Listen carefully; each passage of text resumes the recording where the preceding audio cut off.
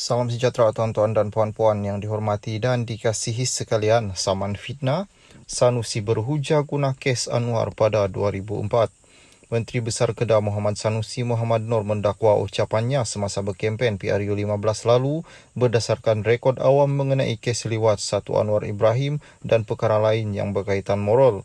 Dalam kenyataan pembelaannya terhadap saman fitnah dikemukakan ahli Parlimen Tambun itu, Sanusi berkata dia bersedia untuk membuktikan di mahkamah kandungan ucapan dibuatnya merujuk kepada kenyataan Mahkamah Persekutuan 2004. Menurut dokumen yang difailkan di Mahkamah Tinggi Alor Star pada 13 Februari lalu dan dilihat, Sanusi berkata pembelaan itu membabitkan justifikasi, keistimewaan yang layak dan ulasan yang adil. Justifikasi adalah pembelaan bahawa kenyataan atau dakwaan yang dibuat berdasarkan fakta dan jika terbukti di mahkamah, ia menjadi pembelaan mutlak terhadap tindakan fitnah yang dikenakan. Keistimewaan yang layak pula ialah pembelaan yang terpakai dalam situasi apabila seorang itu mempunyai kepentingan, kewajipan undang-undang dan tanggungjawab moral atau sosial untuk mengeluarkan sesuatu kenyataan.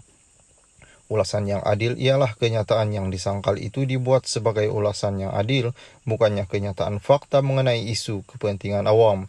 Sebelum ini Anwar mengemukakan tindakan sivil ekoran ucapan Sanusi di kawasan Parlimen Tambun pada 13 November lalu, selepas ketika dia berkempen untuk memenangkan timbalan Presiden Bersatu Ahmad Faizal Azumu di situ. Dalam PRU terbabit, Anwar mengetepikan Ahmad Faizal yang juga bekas Menteri Besar Perak. Sanusi mendakwah antara fakta yang diketahui umum ialah Anwar dipecat daripada kabinet oleh Mahathir pada 1998 kerana isu moral.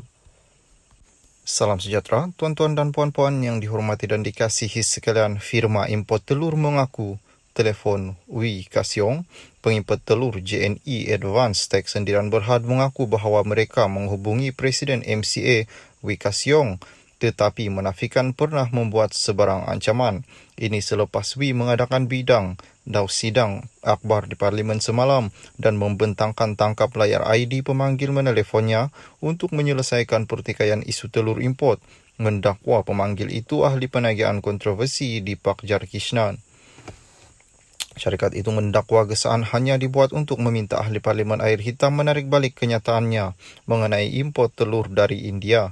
Wee menggunakan isyarat baik kami untuk mendakwa kami mengugutnya melalui telefon. Ini bukan sahaja tidak benar tetapi tidak logik kerana kami memulakan gesaan untuk memberinya peluang untuk membetulkan pembohongan yang dibuatnya tanpa dikenakan hukuman di Parlimen, dakwa syarikat itu.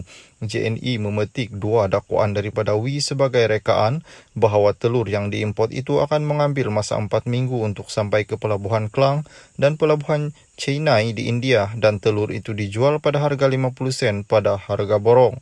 Syarikat itu menafikan kedua-dua dakwaan dan cuba menyaman ahli parlimen itu tetapi tidak dapat berbuat demikian kerana selaku ahli Dewan Rakyat, Wee kebal daripada tindakan undang-undang kerana membuat kenyataan di parlimen.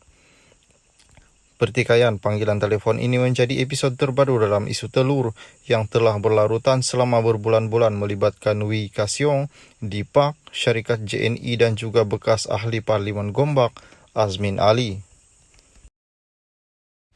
Salam sejahtera tuan-tuan dan puan-puan. Sultan Tita pecat semua AJK Masjid Surau jika ada penceramah tanpa tauliah. Sultan Johor Sultan Ibrahim Sultan Iskandar memberi amaran bahawa semua AJK Masjid dan Surau akan dipecat sekiranya membenarkan penceramah tanpa tauliah